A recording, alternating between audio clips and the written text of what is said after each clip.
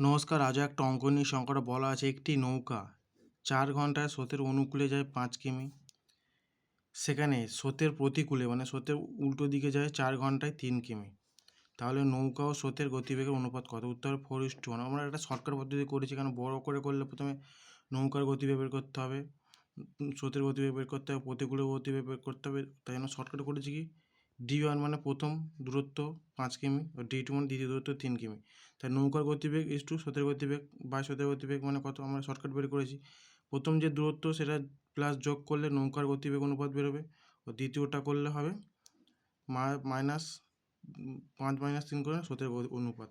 তাহলে 8:2, 2 × 2 4 × 2 = 8।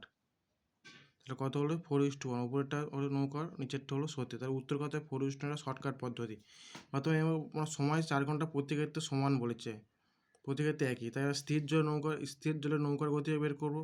প্রথমে কী করবো, দুটো গতিবেগ 5 + 3 দূরত্ব যোগ করে যেটা সময়টা 2 দিয়ে গুণ করবো।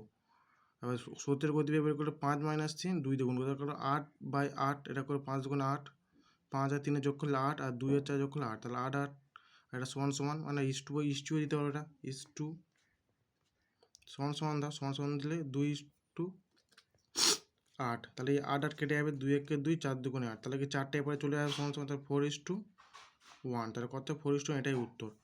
আশা করি সব বুঝতে পেরেছো।